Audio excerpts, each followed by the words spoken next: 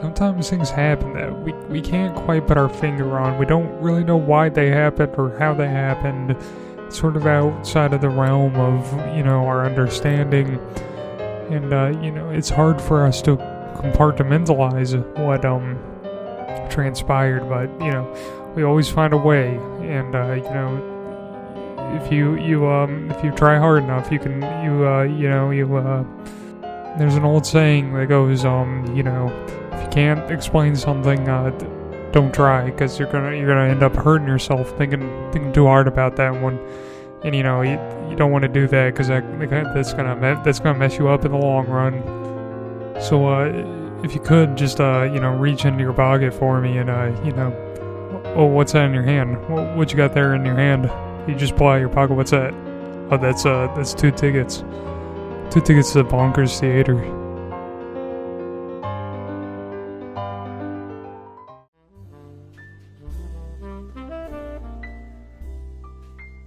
Gunther Graham was a big, busy boy. He lived in the big, bustling town of Brooklyn, Ohio. There he worked at a big and husky clothing store for big and husky gentlemen. Gunther was an expert tailor and had excellent taste in clothing, which made big and husky gentlemen come from far and wide to have their suits tailored and trimmed by him. Some men would even gorge themselves at the local Chinese buffets so that they could get big and wide enough to require Gunther's services. One day, a very big man who was very big in like a wealthy and successful way, but also big in a physical way, showed up in a big stretch limo. The man's name was Richard Sumter, and he was a big businessman who had a very big, successful business that made him a lot of big money that he spent on lots of big and expensive things. Richard stepped out of his big stretch limo, but not before a big group of little men rolled out a big red carpet for the big man to walk across in his big shoes. Gunther noticed the big man coming into his big and husky store for big and husky gentlemen. Gunther started to sweat, big beads of sweat out of his big sweaty forehead, and began to wipe them away with his big sweaty hand. Richard finally walked through the big front door and demanded the biggest suit that the big boy was able to conjure up. Gunther saluted the big businessman and jumped into action, rummaging through the big suits for the biggest one he owned. Gunther threw the big suit onto Richard, and it fit like a very loose glove. Richard was upset that it didn't fit perfectly on his big body, but then Gunther pulled the big thread that was sticking out the back of the big suit, and the big suit suddenly fit like a big glove on a big hand. Richard was so impressed that he gave Gunther a big bag of money that added up to a very big number of dollars.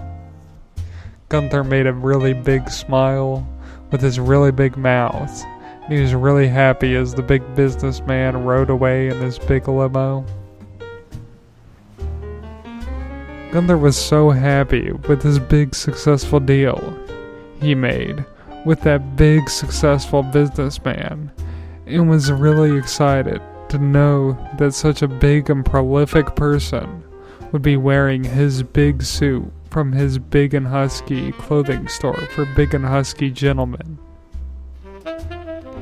He thought of all the very big and famous customers he would probably receive from that point on. Just as he was thinking these big and ambitious thoughts, a whole bunch of big basketball playing men came into his big store to buy big suits for a big event they were holding later that night. The big basketball boys started dribbling and running around the store and shooting balls back and forth across the store. Gunther was shocked by this. He had never seen big boys move in this manner before. It really was something to be admired. Gunther funneled the big boys into the dressing rooms, and they entered one by one. After a few minutes, the big boys then shuffled out of the dressing room, one by one, all in brand new suits.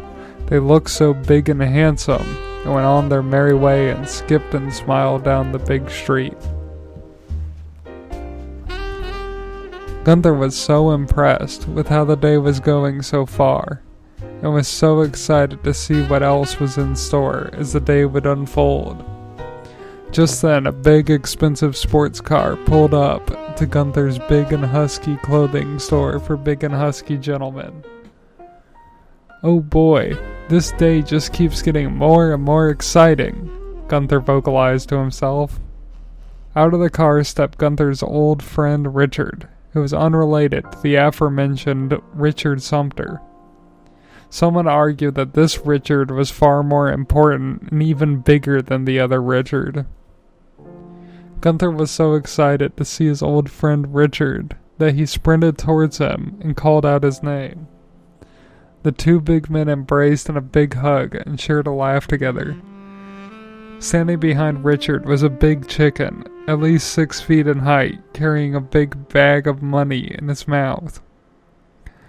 They then made their way inside along with the big chicken and did some catching up. The two talked for maybe 20 odd minutes while the big chicken watched, before Gunther asked Richard about the big expensive sports car he had pulled up in. Richard turned to the car and then back to Gunther. "Well, you see," he began, "it's quite an interesting tale. I was visiting my aunt before my uncle had recently passed, and she needed help moving out all of his junk. You see, she always hated the old man, but he was too stubborn to die naturally, so she had to slowly poison him over the past year till he finally croaked. But that's neither here nor there. I was throwing the old man's treasured possessions into the trash, and something amongst the junk stood out. It was a small genie lamp made of bronze. Now, I don't think I'm out of pocket for assuming a small genie lamp may contain a small genie inside of it. And even if I was wrong, it would be worth a shot to rub the dang old thing and see if anything happens. So naturally, I picked up the little old genie lamp and gave it a little rub, in hopes of summoning a little genie. To my surprise, a big genie came out of that little lamp, and this genie crossed his arms like genies do, and said he would grant me 3 wishes. So I thought for a few minutes. I thought about how I always wanted a big fast sports car. So I wished for a big fast sports car.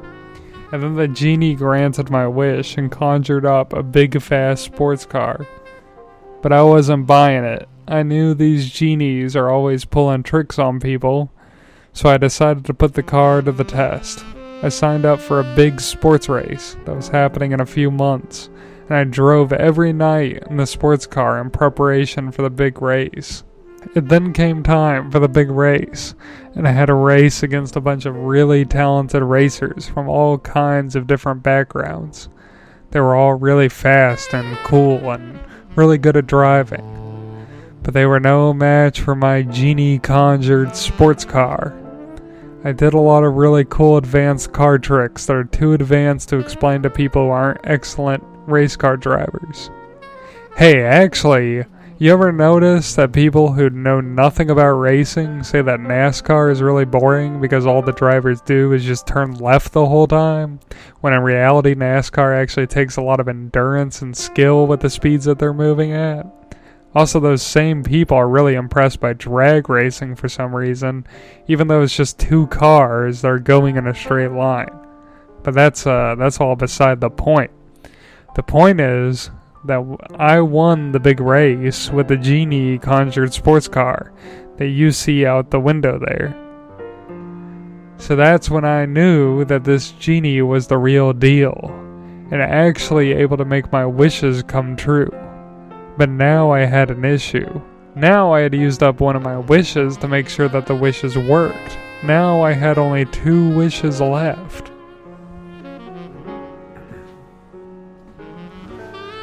Gunther was shocked. "What did you wish for next?" Gunther asked, impatient to hear the rest of Richard's story. "Well, you see, that bag of money in that big chicken's mouth?" Richard asked. "Yes, I do see it," Gunther replied. "Well, I had decided that if I only have 2 wishes left, I should make the absolute best of them. So I had thought for a few minutes on something that I could wish for that would cheat the system. I needed something that could give me more wishes or something." Gunther cut in. "Did you wish for more wishes?" he asked. Richard's jaw dropped. "Could I have done that? I didn't even think of that. I should have done that. Oh, I made a mistake." Gunther was sad now that he had made his old friend realize the error in his ways. No, I had made the conclusion that money is kind of like a genie, 'cause it makes dreams come true. Sometimes, but only in large amounts usually. So I wished for a big bag of money that whenever you reached into it, there would always be money. Now, I don't really understand how the money bag works exactly, because when I pull out the money, it's not like it's new money. A lot of it is dirty and well used and sometimes wet. I'm not sure if the bag itself conjures money in this condition, or if it is pulling it from all one place, or maybe a bunch of different places. Maybe it's just all the bills that people have lost over the years and will never be found. Maybe it's just taking them out of the total amount of printed bills in the world at random. I haven't gone to another country to see if it works on other currencies, but I assume it probably does. I wonder if the country used only coins, if that would still work. Who knows, I guess. Gunther nodded, along with his friend, and was so impressed by his big story. "So can you demonstrate the money bag?" Gunther asked of Richard. "Yeah, sure, just give me something to buy." Gunther then jumped to his feet and started to measure his big buddy up and down, and ran into the back to grab the nicest suit in his inventory. Gunther walked out with a super big and super expensive suit. The suit was so amazing and expensive and was made entirely out of gold. Some people would think that the suit made out of diamonds was more expensive, but that actually wasn't true. Diamonds are actually really common, people just don't notice them. Gunther put the big and expensive gold suit on his big and handsome friend, and it fit perfectly. It was such an amazing sight to behold. If there were an audience inside the store at that moment, then there would have been a huge standing ovation for sure. Richard loved his new big gold suit and walked over to his big chicken to grab the big bag of money out of his mouth. Richard then reached into the big bag of money and pulled out a big wad of money. Gunther spent 2 hours counting up the entire wad of money because they were all $1 bills, and it added up to $43 million, the exact price of the suit. Gunther was so amazed by the big bag of money, and Richard was so amazed by his brand new big gold suit. The two grabbed hands and danced in a big happy circle and decided that they needed to go out and celebrate their brand new acquisition of $43 million in a $43 million suit. The two men looked online to find the biggest and most expensive restaurant in town and landed on a place called Joe Bronco's. Joe Bronco's was a very prestigious steakhouse known for its really big steaks. They grabbed the big bag of money and the big chicken and jumped into the big, fast sports car and sped off towards Joe Bronco's. The two arrived along with the big chicken and all walked in and ordered 3 of the biggest steaks you could ever imagine. Just imagine a steak that's really, really big. Like even bigger than what you would think of when thinking of a really big steak. but nothing ridiculous. Like not a steak bigger than a person, just a really, really, really big steak. The two big men and one big chicken chowed down on the steaks for hours and hours. The steaks were very big and tasty and quite hard to chew because of their massive sizes. Thankfully, the table was a big grill that kept all the steaks warm so that they wouldn't go cold while eating them, which would be gross. Gunther never knew that chickens could eat steak, but the chicken that was with Richard was a big chicken. Maybe chickens of that size were far better at eating steak than normal-sized chickens. The big boys and the big chicken eventually finished eating their big steaks and then moved on to dessert. Joe Bronco himself came out and hand-delivered the big boys and the big chicken 3 big ice cream cakes. The ice cream cakes were topped with a giant chocolate chip cookie, so in reality, they were ice cream cookie cakes. The 3 chowed down on the ice cream cookie cakes and finished them in record time. Joe Bronco was so impressed he paid for the bill himself and gave the 2 boys and 1 big chicken complimentary t-shirts.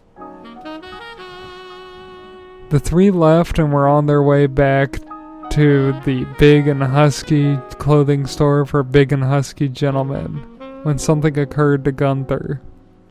"Hey Richard," Gunther asked, turning to Richard. "Yeah, Gunther," Richard replied, turning to Gunther. "Well, I was wondering. You never did tell me what you used your final wish for." Richard nodded his head. "Oh, right. So after I wished for the big bag of money, I had a really hard time figuring out what I could wish for that I couldn't buy with money. So I thought as hard as I could for a few minutes. And after those few minutes passed, I finally realized something. I've then realized the one thing that money would not be able to buy. A big chicken."